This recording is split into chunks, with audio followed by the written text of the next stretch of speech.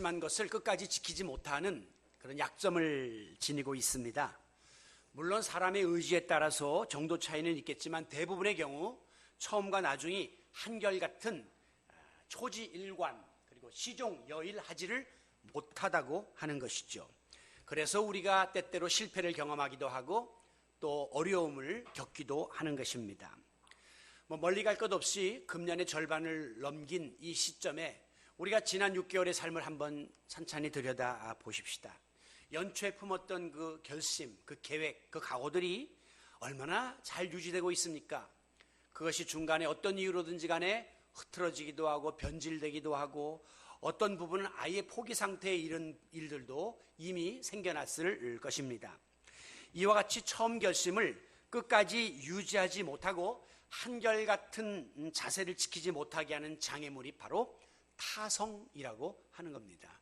타성이라고 하는 것은 영어에서 매너리즘이라고 하는 개념과 비슷한데요.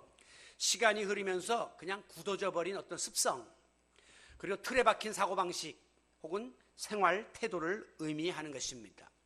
이 타성의 원인이 어디서부터 비롯되느냐? 새로운 변화나 의미가 없는 일상생활이 계속 반복되다 보니 나중에는 다람쥐 쳇바퀴 돌듯이 무의미한 생활을 계속해서 거듭하게 되는 것이 우리로 하여금 타성에 빠지게 만드는 원인이 되는 것입니다. 그래서 이제 권태감을 느끼게 되고 나태해지는 자리에 빠지게 되죠.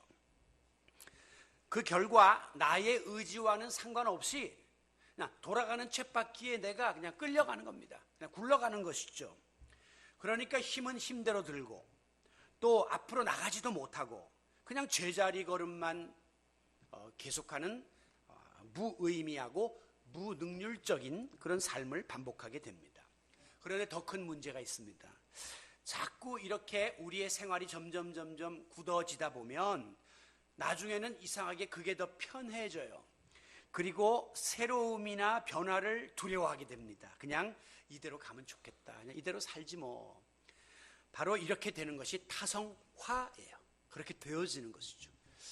그래서 우리가 이것을 타성에 빠졌다 혹은 타성에 젖었다 그런 이야기를 하게 됩니다. 이와 같은 현상은 우리 인간관계에서도 특히 부부생활 속에서 많이 일어나죠. 그리고 일 속에서 여러분이 하시는 직업 속에서도 일어납니다. 그리고 특별히 이제 신앙생활과 교회생활까지도 그대로 적용되는 것을 보게 됩니다. 우리 인간관계나 일이라고 하는 것이 처음에는 굉장히 어색하고 불편하고 미숙하지만 이제 시간이 흐를수록 그것이 점점 익숙해지고 편해지게 돼요. 그 사람 만나는 게 편해지고 그 일하는 게 능수능란하고 익숙해지게 된다는 말이죠. 그런데 모든 게 익숙해지고 편해지다 보면 그 다음에는 새로운 어떤 것에 대한 기대가 없어지고 그냥 또 새로운 것이 불편하고 그리고 어떤 현실에 안주하고 그냥 이렇게 안일하게 지내고 싶은 그런 유혹이 우리 가운데 오게 되는 것입니다. 그러다 보면 스스로 그냥 이 상태로 만족을 하고 또 폐쇄적이고 또 변화를 거부하는 타성화에 빠지게 되는 것이죠. 우리가 이제 종교개혁 500주년을 맞으면서 이 개혁이라는 말을 많이 지금 하고 있는데요. 또 정권이 바뀌면서도 또 개혁이라는 말을 많이 합니다. 그런데 이 개혁을 가장 불편해하고 반대하는 세력이 누구냐? 소위 기득권층입니다. 그리고 기성세대라고 말할 수 있습니다. 왜 그렇습니까? 지금까지 여기까지 오느라고 고생해서 이제 어느 정도 자리 잡았는데 이제부터는 그냥 이대로만 꼭 쭉 나가면 될 텐데 그래서 그분들의 건배사는 항상 이대로예요. 이대로만 가면 행복하다, 좋다. 그런데 웬걸 자꾸 뭘 개혁한다 그러고 바꾼다 그러니까 이게 피곤하다는 것이죠. 이미 사고방식이 굳어진 겁니다. 생활 양식이 고착화되어 버렸기 때문에 내 나름의 틀이 이미 형성되어서 이것을 부서뜨리고 다른 사람이 여기 들어오는 것에 대해서 거부하게 되는 거예요. 그러다 보니까 소위 관행이라고 하는 것을 따라서 늘 하던 대로 그냥 가면 된다.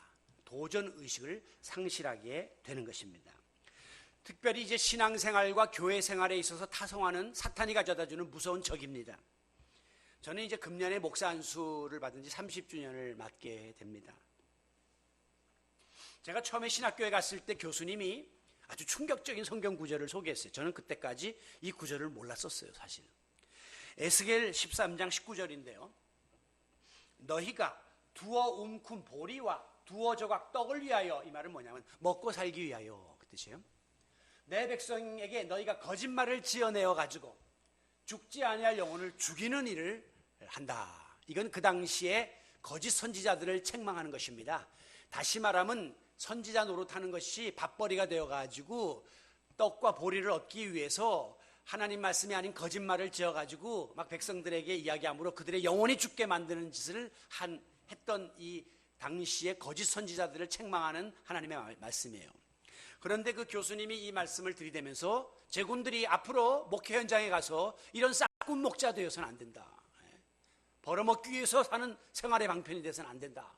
사명으로 여러분들에게 주어진 그 직분을 감당해야 된다. 이런 말씀을 하실 때 굉장히 충격을 받고 제가 그래, 내가 하나님께 부름받은 종인데 내가 절대 이런 세상적인 어떤 유혹에 휘둘려서는 안 되겠다. 그런 결심을 했습니다. 그리고 이제 제가 목사 안수를 이제 받았는데 대부분 목사 안수 받을 때 눈물을 흘립니다. 많은 분들이. 이제 우리 이 개신교 목사들은 그냥 이렇게 삥 둘러앉아갖고 목사님들이 이렇게 안수함으로 끝나는데 이제 가톨릭 사제들은 그 체육관 같은 곳에 카페트 쫙 깔고 하얀 사제복을 입고 쫙 엎드리거든요. 그 마지막 순간 정말 엄숙해요. 자기를 하나님께 드리는 그런 하나의 예식인데 우리 이제 안수를 받는데 감동이 밀려오는 거예요. 그래서 막 눈물이 쏟아지는데 눈물이 나오면 자동적으로 나오는 게 콧물입니다. 그래서 콧물이 뒤범벅이 되어갖고 이제 막 울면서 안수를 받았는데 갑자기 그냥 뜨거운 액체가 이렇게 쏟아져 내리는 것을 느끼고 손을 코에 갖다 대니까 코피가 터졌어요. 너무 이제 신경을 쓰니까 막 코피가 터진 거예요. 그래서 사람들 많이 보는데 이렇게 피를 이렇게 수건으로 털어맞고 그러고서는 막 참 안수를 받았습니다. 그래서 한번 엉망진창이 된 거죠. 그러면서 하나님이 너가 땀과 눈물과 그리고 너의 생명, 피는 생명을 상징하잖아요. 너의 생명까지 바칠 각오로 네가 이 일을 해야 된다 하는 그런 말씀으로 받아들이고 열심히 목회하겠다고 결심을 했는데 벌써 30년의 세월이 흐르고 있습니다. 이 시점에 저는 가끔 저 자신을 성찰해 볼 때마다 그런 초심이 지금 아직도 살아있나. 기껏 이제 은퇴를 앞두고 노후 걱정이나 하는 싹군 목자로 내가 전락해 가고 있지 않나. 그런 자기 성찰을 많이 해봅니다. 여러분, 이 타성화의 유혹은 우리 모두에게 어떤 형태로든지 간에 찾아오게 되는 거죠. 이 목사들이 타성화되면요, 그냥 자동으로 쓰면 그냥 입 열면 술술술 나오는 겁니다. 그냥 기도도 무의미하게 하는 것이고 찬송도 습관적으로 하는 거예요. 그러면 그건 싹군 되고 마는 거죠. 그래서 찬송 한 구절 한 구절도 되씹으면서 기도도 하나님 앞에 진심으로 말씀도 최선을 다해서 전하고자 그렇게 순간순간마다 두렵고 떨리는 마음으로 애쓰고 있습니다. 왜? 타성에 젖지 않기 위해서. 직업적인 싹군 목자가 되지 않기 위해서입니다. 오늘 본문은 위대한 사도의 표상이었던 사도 바울이 로마의 감옥에 갇혀 있으면서 부자유한 상황 속에서 자신에게 시시각각으로 다가오고 있는 죽음을 예견하면서 자기가 기른 믿음의 아들 디모데에게 보낸 마지막 유언장과도 같은 말씀으로 알려져 있습니다. 크게 두 파트로 나눠지는데요. 먼저 1절과 5절에 보면 내게 맡겨진 책무를 다하라, 책임을 다하라, 특히 전도자의 책무를 다하라 이렇게 명령합니다. 그리고 뒤에 6절로 8절에 보면 이미 나는 그 책무를 잘 감당하고 이제 끝까지 왔는데 나에게는 하나님이 의의 면류관을 예비하고 상급이 준비되어 있다 하는 사실을 밝히고 있습니다. 1절에 보면 하나님과 예수 그리스도 앞에서 그의 나타나실 것과 예수님의 재림을 말하는 거죠. 다 나타나신다. 재림과 그의 나라를 두고 엄히 명하노니 그랬어요. 오늘 이 본문 말씀은 명령이에요. 명령. 엄중한 명령이에요. 뭘 명령했느냐? 2절 너는 말씀을 전파하라. 복음 전도를 명했어요. 때를 얻든지 못 얻든지 항상 힘쓰라 이렇게 말씀하고 있습니다. 저는 이 항상 힘쓴다 하는 이 말이 꾸준히 변함없이 한결같이 계속해서 끝까지 노력하라는 거예요. 애쓰고 노력하라 이런 말씀으로 받아들이면서 이 말씀을 반대로 이야기하면 타성에 빠지지 마라. 타성에 젖지 말고 한결같은 마음으로 맡겨진 일을 감당하라. 하는 말씀으로 재해석을 해서 오늘 말씀을 전하려고 하는 것입니다. 그렇다면 우리의 신앙과 삶이 이 타성화의 위협에서 벗어나려면 어떤 자세를 지녀야 할 것인가? 몇 가지를 한번 생각해 보려고 합니다. 먼저는 우리가 하나님께로부터 받은 은혜가 타성에 젖지 않도록 힘써야 합니다. 은혜의 타성화. 은혜라고 하는 것은 하나님이 우리에게 값없이 주신 선물을 은혜라고 합니다. 우리 각자가 하나님께 받은 은혜가 참 크고 놀라워요. 아마 여러분이 하나님과 여러분 사이에 비밀스러운 그런 은혜의 그 조건들도 참 많이 있을 것입니다. 무엇보다도 나를 죄의 굴레에서 자유케 하시고 하나님의 자녀 삼아주신 구속의 은혜야말로 가장 큰 은혜가 아니고 무엇이겠습니까? 내가 공로도 없고 자격도 없는데 하나님께서 독생자를 아낌없이 내어주시사 우리를 대속해 주셨으니 이 은혜가 얼마나 크고 놀라운지 Amazing Grace, 주 은혜 놀라와. 그래서 우리는 찬양할 수밖에 없는 것이죠. 그런가 하면 우리의 구체적인 삶 속에서 하나님이 알게 모르게 우리에게 베풀어 주시는 세밀한 은혜가 얼마나 크고 놀라운지 몰라요. 얼마 전만 해도 우리는 가뭄이라서 농사를 처음 이렇게 망친다, 난리가 나고 저수지들이 쩍쩍 갈라지는 광경을 봤는데 지금은 또 홍수가 걱정되는 시대에 왔어요. 하나님이 때를 따라 다 필요를 주시지 우리를 이렇게 못 살게 만들지 않는 하나님의 은혜죠. 저는 지금 이렇게 목회를 해오면서 오늘 아침에 우연히 제가 12년 전에 교회를 처음 개척해서 여러분들이 쓰신 주보의 컬럼을 모아서 나룻배를 타고 오라는 칼럼집을 냈던 그 책을 쑥 훑어보게 되었습니다. 그 중에 절반 이상은 이제 이 자리에 계시지 않더라고요. 그리고 우리가 썼던 그런 그 내용들을 보면서 정말 우리 교회가 엄청난 은혜를 짧은 시간 안에 받았었구나 하는 것을 다시 한번 느끼게 되었습니다. 아이들을 어느 정도 다 이렇게 성장시킨 다음에 보니까 지난 세월 내가 어떻게 아이들을 길렀는지 기억이 나지 않는 거예요.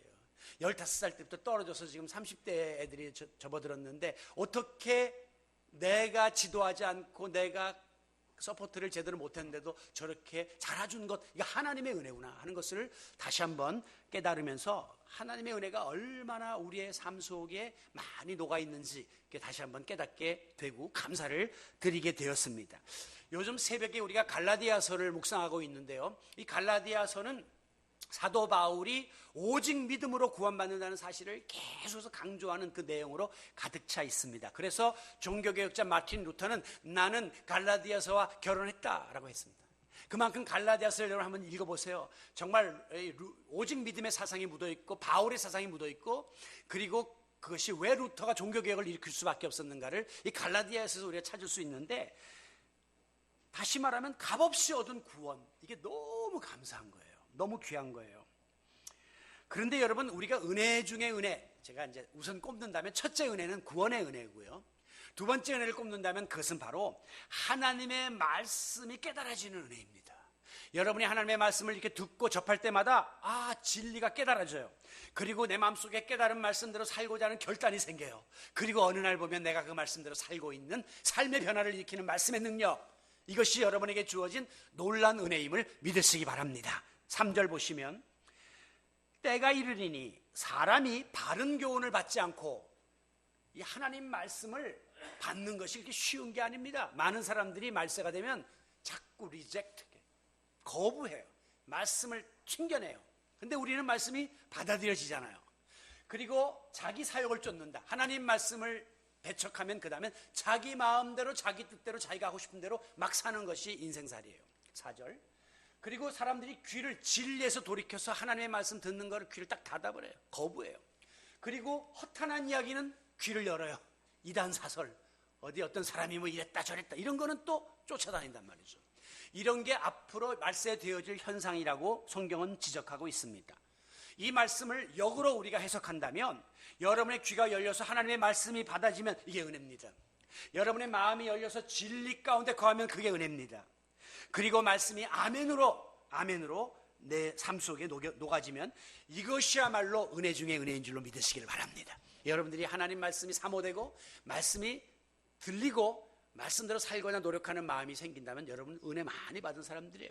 그래서 설교 끝나면 대부분 교인들이 인사할 때 뭐라고 인사합니까? 경상도 분들은 욕받습니다 그러더라고요. 아니 목사님이 설교했는데 나한테 욕을 받대. 그러니까 이제 고생했다 그 말이지. 그런데 많은 분들이 목사님 은혜 받았습니다. 목사님 말씀 귀에 쏙 들어오고요. 마음에 막 그냥 설렘이 생기고요. 그리고 내가 또 한 줄 동안 말씀대로 살고자 하는 의지가 생겼습니다. 그거거든요. 이 은혜예요. 여러분, 우리가 이 중요한 것은 은혜 받는 것도 중요하지만 이제 이 받은 바 은혜를 간직하는 것이 더 중요한 겁니다. 지난 주일도 제가 질서에 대해서 이야기하면서 은사에 대해서 말씀드렸는데 우리가 은사를 사모하고 은사를 받는 일도 참 소중하지만 은사를 계속해서 유지하는 일이 얼마나 힘든지 몰라요. 그래서 많은 사람들이 방언의 은사 옛날에 받았었는데 지금은 다 없어졌다. 우리 은사를 소멸했다 그러죠. 예언의 은사가 옛날에 나타나고 신의 은사까지 나왔는데 요즘 다 없어졌다 그래요. 왜 그렇습니까? 지키는 일이 어렵기 때문입니다. 은사를 받아놓고 거짓말하고 혈기 부리고 은사 금방 하나님이 걷어가십니다. 은사를 우리가 간직하려면 성령께서 하나님의 전인 내 마음속에 거하실 수 있도록 항상 내 마음을 정결케 하고 영적으로 교통해야만 하나님의 은혜가 여기 머물 수 있거든요. 마찬가지입니다. 여러분이 만약에 신앙생활의 타성에 빠지게 되면 은혜가 은혜인 줄 몰라요. 영적 무감각에 빠져가지고 또 은혜가 얼마나 소중한가도 몰라요. 그래서 나중에 그 받은 은혜를 뺏기게 되는 겁니다. 그래서 은혜를 소멸하는 자리에 처하게 되는 것입니다. 특별히 원수 사탄은 우리 성도들이 하나님의 은혜를 받고 매주 하나님 은혜의 강가에서 막 수영하고 하는 것을 시기하고 배합합니다. 그래서 어떻게 해서라도 저들에게 은혜에 대해서 무감각해지도록 만들고 은혜가 타성에 빠지도록 만들어가지고 그 은혜를 빼앗으려고 지금 이 순간에도 성경에 보면 우는 사자처럼 산길자를 찾고 있다고 했습니다. 여러분들이 깨어서 기도해야 하고 자신을 돌아봐야 될 이유가 바로 여기에 있는 거예요. 여러분에게 주어진 이 놀라운 하나님의 은혜를 절대 빼앗기지 마시기 바랍니다. 그러려면 은혜의 소중함을 알고 은혜가 타성해졌지 않도록 관리를 잘해야 한다는 것입니다. 여러분, 우리가 하나님의 은혜를 체험한 다음에는 이상하게 사탄의 역사가 강력하게 나타나는 것을 볼 수 있습니다. 교회가 성전을 건축한 다음에 이상하게 분열의 역사들이 교회에 틈타요. 여러분, 우리가 고생하고 부부들도 배고프고 막 이럴 때는 부부 사이가 참 좋습니다. 화목하고요. 그런데 배부르고 등 따셔지고 다 이루고 나면 꼭 그 집안의 부부 사이에 갈등이 생기면서 사탄이 틈타잖아요. 마찬가지예요. 기도 많이 하고 산에 갔다 오면 꼭 처음 만나는 사람이 시비를 걸어요.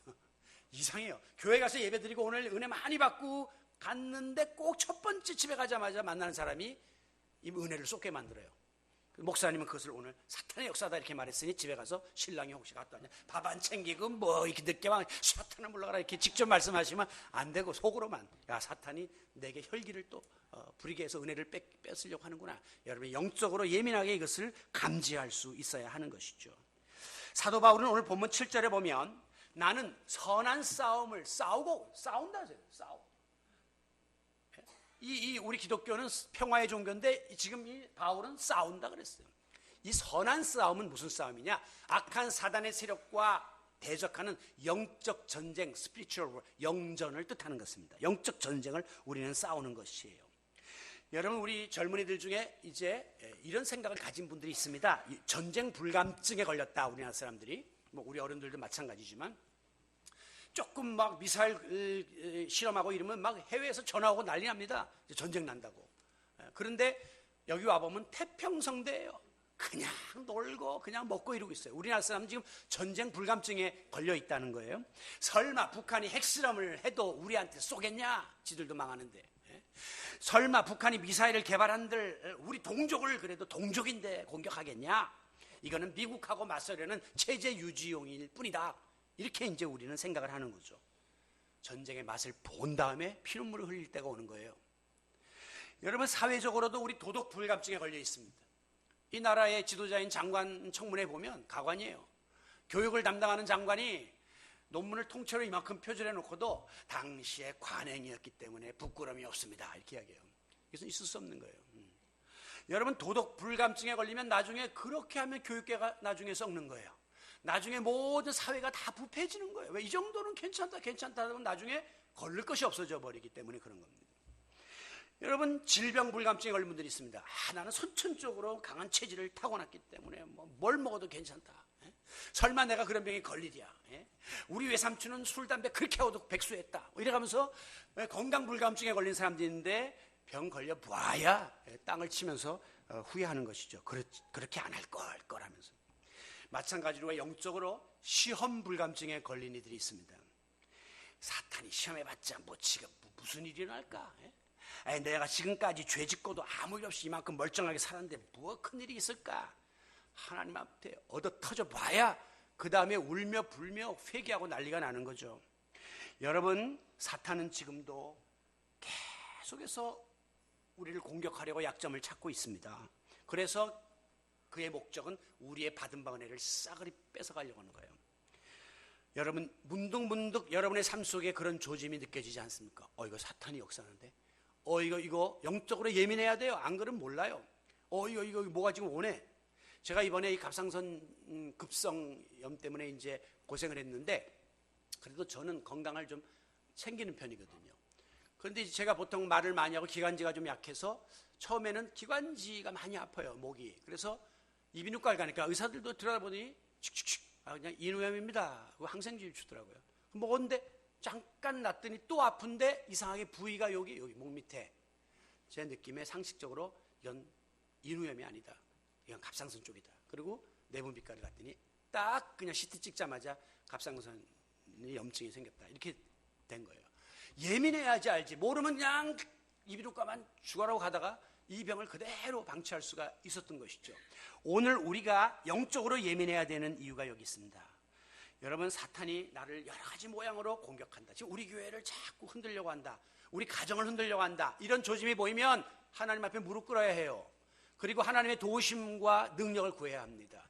예수님이 주기도문을 가르쳐주면서 뭐라고 했습니까? 시험에 빠지지 않도록 시험에 우리가 해달라고 기도하라고 시켰잖아요. 왜? 그만큼 우리가 연약하기 때문이에요. 그만큼 우리가 넘어지기 쉽기 때문에 시험에 들지 않는 기도 제목을 가지고 계속 기도하라고 우리에게 말씀하고 있는 것입니다. 여러분, 하나님께 받은 바 은혜를 헤아려 보고 이 은혜가 절대 타성해졌지 않도록 은혜를 소홀히 여기거나 또 대수롭지 않게 여기는, 그렇게 여기게 만드는 사탄의 유혹에서 벗어나서 소중한 은혜를 간직하기 위하여 애쓰고 힘쓰는 성도 여러분들이 되시기를 바랍니다.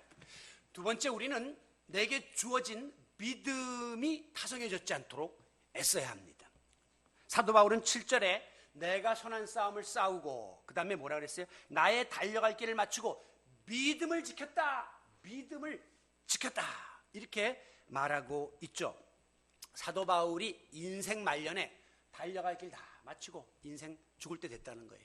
이제 사도 역할 그만할 때가 됐는데 나는 그때까지 꾸준히 내 믿음을 지켰노라. 이렇게 선언하고 있는 것입니다. 여러분, 바울이 이토록 지키고자 원했던 믿음은 무엇인가? 믿음을 제가 은혜와 연관시켜서 정의한다면 이거예요. 여러분이 앞서 하나님의 은혜를 많이 받았다 그랬죠? 받은 바 은혜들이 자꾸 내 안에 쌓여요. 쌓이면서 생기는 게 믿음이에요. 믿음의 결정, 은혜의 결정체가 믿음이다. 이게 제가 만든 말입니다. 이게 멋있는 거예요. 믿음이 뭐냐? 하나님께로 받은 은혜들이 쌓여서 만들어진 결정체다. 그러니까 은혜와 믿음은 상관관계가 있는 거죠. 하나님 은혜 많으면 믿음이 증가하죠. 은혜를 깨달을수록 믿음이 강화되는 역사가 나타나는 겁니다. 그렇기 때문에 믿음은 한순간에 갑자기 하늘에서 떨어지는 거 아닙니다. 제가 결혼식 주례할 때 신랑 신부들에게 그렇게 이야기해요. 여러분의 결혼 생활을 통한 행복은 지금 이 순간 결혼했다고 해서 오늘부터 행복해지는 거 절대 아니다. 이제부터 시작이다. 두 사람이 어떻게 하느냐에 따라서 행복해질 수도 있고 불행해질 수도 있다. 마찬가지예요. 믿음이 여러분들이 갑자기 금식했다고 믿음이 확 주어지고 갑자기 산기도하고 왔다고 확 주어지고 이런 게 아니에요. 믿음은 그렇게 한순간 주어지는 것이 아닙니다. 예수님을 나의 구주로 영접한 다음에 내게 일단 믿음의 씨가 심어진 다음에는, 그래서 믿음의 이제 열매들이 맺혀지기까지 많은 시간들이 소요되는 거예요. 그래서 우리가 때때로 믿음이 강하다 약하다, 믿음이 깊다 옅다, 믿음이 크다 작다 이런 말을 하는 거예요. 예수님도 이 믿음이 적은 자들아 왜 의심해? 꼭 분량을 이야기하거든요. 오늘 우리 가운데에 여러분이 혹시라도 실족해서 범죄하였다고 해서 믿음이 없어지는 건 아니에요. 믿음이 들락날락 한순간에 왔다 갔다 하는 것이 아니라는 거죠. 그래서 바울은 믿음을 지키는 자들을 가리켜서 농부, 경주자, 군인에다가 비유하고 있습니다. 농부가 씨를 뿌렸다고 금방 열매를 맺는 게 아니에요. 일정한 시간과 과정을 거친 다음에 결실이 주어지는 것처럼 믿음의 씨를 뿌렸다고 금방 여러분이 믿음의 열매를 거두는 것이 아니라 일정한 과정 속에서 그것을 관리하는 역할을 잘 해야만 견실한 믿음을 소유할 수 있게 되는 것입니다. 군인도 마찬가지고 땀 흘려야 전쟁에서 승리하는 거고, 경주자들도 운동 열심히 훈련해야 마지막에 메달을 목에 거는 거예요. 그러므로 믿음을 꾸준히 지키는 일, 이것은 우리의 신앙 여정 내내 감당해야 될 우리에게 주어진 본분입니다. 끝까지 하나님 앞에 갈 때까지 이 믿음의 관리를 해야 된다는 것이죠. 그래서 바울이 마지막 유언과 같은 말씀을 남기면서 7절에 내가 세상 떠날 날이 다가왔다라고 하면서 내가 달려갈 길을 마치기까지 내 믿음을 지켰다. 딴 거 이야기해. 내 재산을 지켰다. 내 명예를 지켰다가 아니라 내 믿음 지켰다. 세상 풍조가 다 갈리오도 나 믿음 지키겠다라고 하는 믿음의 유산을 우리가 지키고 이어갈 수 있기를 바라는 것입니다. 믿음을 지킨다는 게 뭔가, 이것을 또 다시 한번 해석해 본다면, 믿음은 은혜가 쌓여갖고 만들어진 결정체요. 믿음을 지킨다는 것은 계속해서 받은 바 은혜를 내가 믿음 안에다가 농축시켜 놓는 것, 이것이 지켜나가는 것입니다. 그래서 믿음의 어떤 결실을 맺는 것이죠.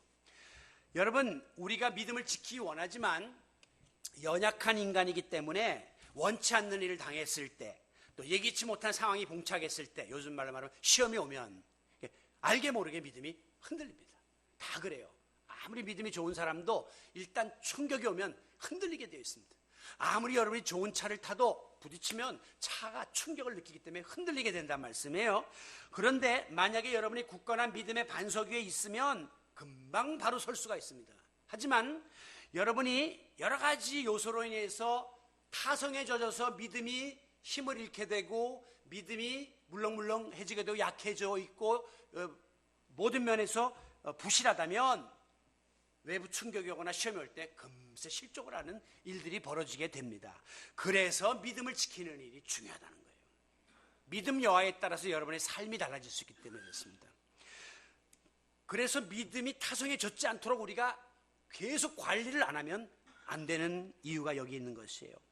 바울은 믿음을 지키기 위해서 힘쓰라 그랬습니다. 믿음을 지킨다는 것이 뭐냐? 헬라의 원어의 뜻을 빌린다면 믿음에 굳게 붙어 있으라는 거예요. 믿음의 자리에서 떨어지지 말라는 거예요. 그래서 항상 믿음에 매달려서 살아가야 된다, 이렇게 이야기하는 거죠. 여러분이 믿음을 지키는 일에 있어서 이렇게 믿음에 매달려 살기 위해서 가장 중요한 조건이 있다면 그것은 바로 예수 그리스도를 내 마음의 중심에 모시는 것입니다. 내 마음의 중심에 내가 있고 내 생각이 있고 내 의지가 있으면 여러 가지 어려움이 올 때 기분에 따라서 상황에 따라 흔들릴 수밖에 없습니다. 그러나 예수 그리스도가 내 마음 중심에 있으면 어려울 때마다 주님이 붙잡아 주시고 주님께 물어보고 주님이 함께 하시기 때문에 능히 우리의 믿음을 지켜나갈 수 있는 줄로 믿습니다. 그러므로 타성에 젖어버리는 믿음의 자리를 박차고 여러분이 나오기 위해서는 참 포도나무이신 예수 그리스도에게 접붙임을 당해서 주님과 동행하는 삶을 살면 우리가 믿음이 타성에 젖지 않도록 우리의 믿음을 지켜나갈 수가 있습니다. 그래서 내가 어려우면 주님이 또 말씀해서 그렇게 하면 안 된다. 또 내가 흔들리면 주님이 또 힘 주십니다. 내가 힘을 줄게. 그렇게 해서 계속해서 믿음이 지켜나가는 거예요. 사도 바울은 이거를 마지막 달려갈 길 다 갈 때까지 간 겁니다. 얼마나 위대한 믿음의 여정을 살았습니까? 아무쪼록 여러 가지 유혹과 시험이 온다 할지라도 주님께 붙어 있어 여러분 주님 중심의 삶을 삶으로 여러분 믿음의 타성에서 벗어나고 끝까지 믿음을 지켜나가는 성도 여러분들이 되시기를 바랍니다. 자, 이제 마지막으로 중요한 우리의 그 과제는 내게 맡겨진 직무가 타성에 젖지 않도록 애써야 된다는 것입니다.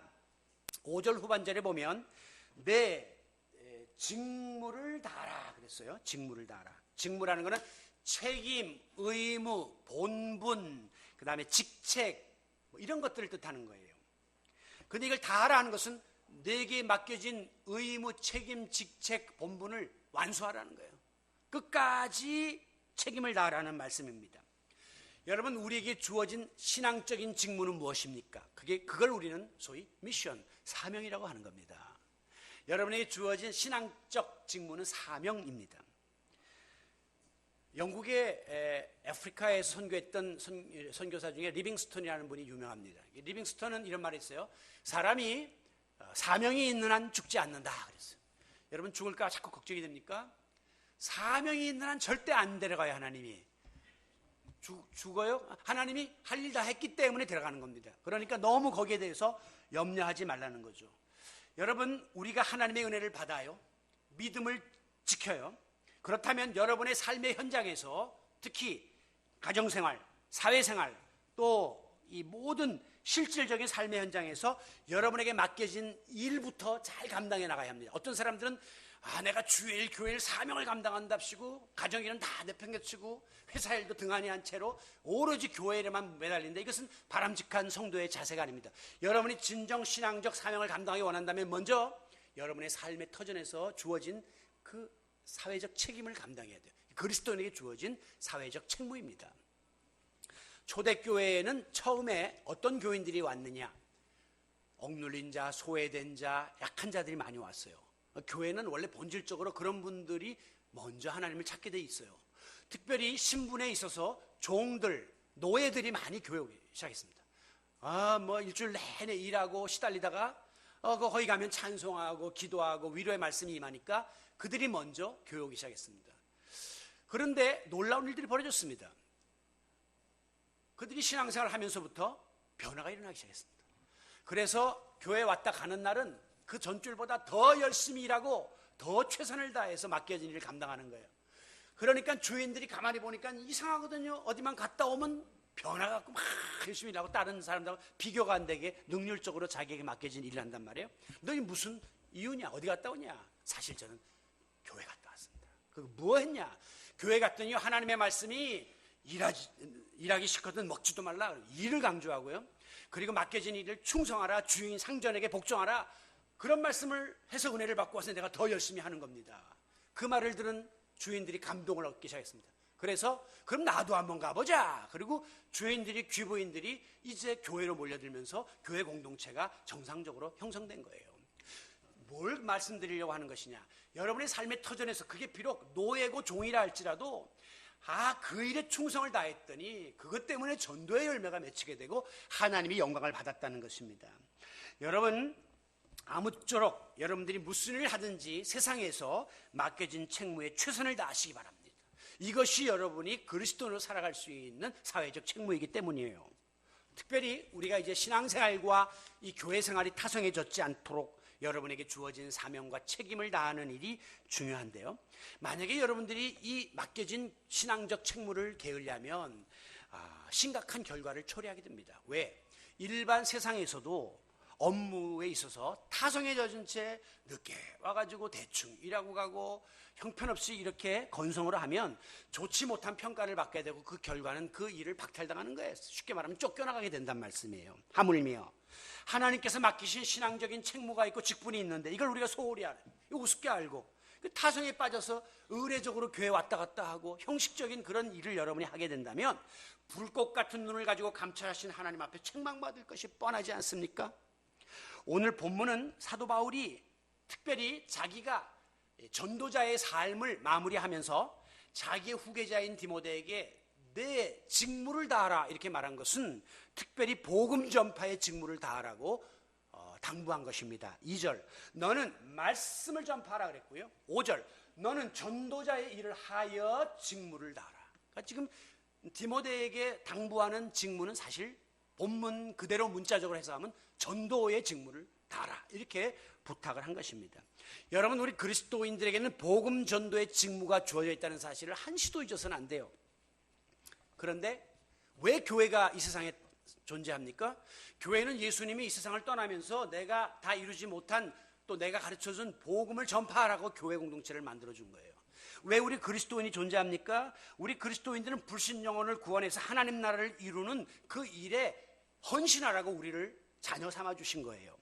그런데 이제 오늘 현실적으로 이 전도에 대한 그 타성에 젖은 마음들을 우리는 갖고 있습니다. 목회자인 저부터도 이 전도 설교 아무리 해봐야 교인들이 꿈쩍을 안 하고 1년이 가도 한 사람도 전도해 오질 않으니 이거 자꾸 말해봐야 괜히 부담만 주는 거 아닌가 그래가지고 전도에 대한 이야기를 저부터도 잘 안 하는 거예요. 교인들도 그냥 뭐 나 혼자 나가서 한 몸 챙기고 신앙사람 되지 내가 다른 사람들을 어떻게 타성에 젖어가지고 전도 그러면 벌써 귀 딱 막아요. 전도 그러면 이건 내가 할 일이 아니다 이런 생각을 하는 거예요. 그러니까 계속해서 교회는 침체될 수밖에 없죠. 하늘에서 교인들이 떨어집니까? 지나가던 사람이 들어옵니까? 결국 우리가 가면서 말을 하고 전하고 모셔와야 되는데 이 일을 교인들이 중단하고 있기 때문에 교회는 계속해서 침체될 수밖에 없는 것이 우리의 현실입니다. 여러분, 오늘 우리 그리스도인들은 하나님이 맡겨주신 직무를 유기하는 자리에 들어가서는 안 됩니다. 오늘 교회는 하나님이 우리에게 부여하신 사명을 망각하는 자리에 가면 생명력을 잃어버리게 됩니다. 여러분, 그래서 오늘 한국 교회와 성도들이 하나님이 맡겨주신 이 귀한 영혼 구원의 사역은 뒤로 한 채 그저 모여서 무슨 조직하고 뭘 짓고 뭘 행사하고 이런 데만 혈안이 되어 있기 때문에 본질을 잃어버린 채 교회들이 방황하게 되는 것이고 무기력하게 되는 거예요. 덩치는 커졌는데 그 속에 해야 될 일을 안 하기 때문에 본질을 잃어버린 채 흔들리고 있는 것입니다. 여러분, 우리 성도들의 직무는 더 나아가서 주님의 몸된 교회에 모이기를 힘쓰고 또 맡겨진 일에 충성 봉사하는 일을 우리가 잘 감당해야 됩니다. 그런데 많은 분들이 직책을 줘도 직분을 맡겨도 그 뭐 별로 대수롭지 않게 이렇게 여깁니다.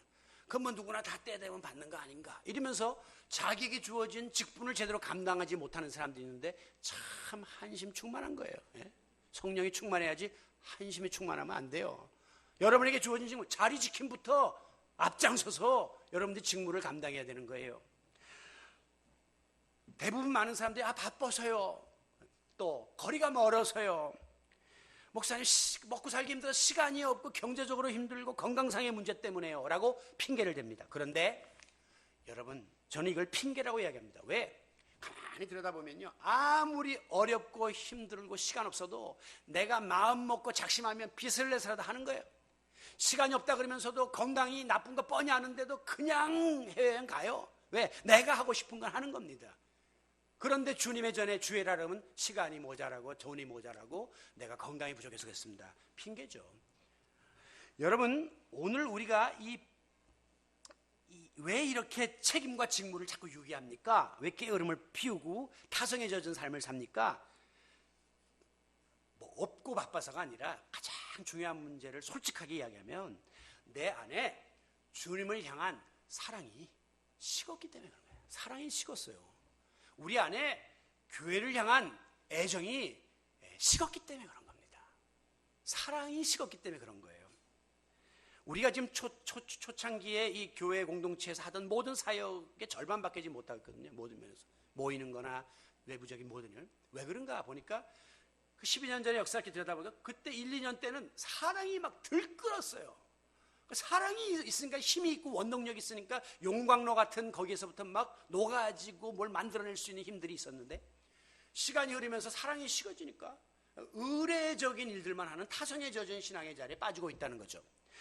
여러분, 연애 시절에 아무리 거리가 멀어도 아무리 돈이 없어도 그냥 버스를 몇 번 갈아타고라도 사랑하는 사람을 만나러 갑니다. 돈이 없으면 5시간 걸어서라도 만나러 갑니다. 왜? 만나지 않고는 견딜 수 없는 사랑이 들끓고 있기 때문에 그런 거예요. 그런데 결혼해갖고 부부 생활의 연조가 점점 깊어집니다. 점점 부부가 얼굴 보기도 힘들어요. 대화도 끊겨요. 그리고 시간 내서 어디 가자 그러면 이거 귀찮아요. 바쁘다 그러고 다 그만둬요. 왜 그렇습니까? 표면적으로는 회사 일이 바빠서, 표면적으로는 애들 키우느라고 바빠서 힘들어서, 표면적으로는 경제적으로 많이 어려워서라고 둘러대지만 들춰보면 두 사람 사이에 사랑이 식어버린 거예요. 뜨거웠던 사랑이 다 식고 타성에 젖어가지고 부부라는 껍데기 속에서 허울적은 가정 안에서 그냥 지내고 있고 존재하고 있을 뿐이에요. 다람쥐 쳇바퀴 돌듯이 가만히 있는데 그냥 돌아가니까 아침 되고 저녁 되고 밥하고 들어오고 이러고 있는 거지, 그 속에 무슨 서로를 향한 애틋한 사랑도 없고 기대도 없고 이런 게 없으니까 가정들이 다 이렇게 무기력해지고 마는 것입니다. 여러분, 남편과 아내가 서로에게 직무를 유기하면 결과는 어떻게 됩니까? 그 핑계들이 쌓여가지고 불신이 돼요. 불신이 쌓이면 마지막에 가정이 깨지고 마는 것입니다. 마찬가지로 어떤 일을 하든 어떤 인간관계를 맺든 이 타성화의 위협을 극복하지 못하면 그 마지막은 비참해지는 거예요. 그 관계는 공허해지는 거예요. 허울 좋은 껍데기 관계가 되는 거예요. 그리고 마지막은 불행을 초래하게 된다는 사실을 깨달아야 합니다. 그래서 이 타성이라는 게 무서운 겁니다. 말씀을 마칩니다. 지금 이때는 계절적으로 굉장히 우리가 타성해졌기 쉬운 때예요. 너무 덥고 습하고 막 힘들어요. 또 시기적으로 한 교회나 어떤 모임이 한 10년 넘어가면 그 타성에 다 좋습니다. 목회도 한 10년 이상 하고 30년 가면 다 타성에 좋습니다. 무엇이든지 지금 타성의 위기에 빠지기 쉬운 그런 상황에 우리가 놓여 있는 이때 다시 한번 나의 삶과 신앙의 자리를 성찰해야 됩니다. 한 번 하고 말아서는 안 된다는 거예요. 믿음을 지키기 위해서 일생에 했었던 것처럼 계속해서 나의 이 믿음의 자리, 삶의 자리를 들여다봐야 돼요. 여러분, 대통령이 나중에 한탄을 할 때 이러려고 내가 대통령이 됐나? 라고 했는데 이러려고 내가 결혼했나? 이러려고 내가 이 어렵사리 이 드림의 교회에 모였나? 이러려고 내가 직분 맡았나? 계속해서 자기를 성찰하면서 그릇된 자리매김이 있거나 타성에 젖은 관계가 있다면 자꾸 이것을 원상복귀시키고 바른 자리매김으로 가야만 우리는 날마다 새로운 삶을 살 수 있고 날마다 힘있는 일들을 감당해 나갈 수가 있는 것입니다. 아무쪼록 이 타성화의 위협에서 과감하게 벗어나시기 바랍니다. 여러분이 받은 은혜가 얼마나 소중한지 깨달아야지 은혜가 타성해져 버리면 안 돼요. 여러분이 끝까지 지켜야 될 믿음의 소중함을 알아야지 믿음이 타성에 젖어버리면 끝나요. 여러분에게 맡겨진 직책을 소중히 여겨야지 직책이 타성에 젖어버리면 그때는 형식적 신앙생활에 빠지고 마는 것입니다.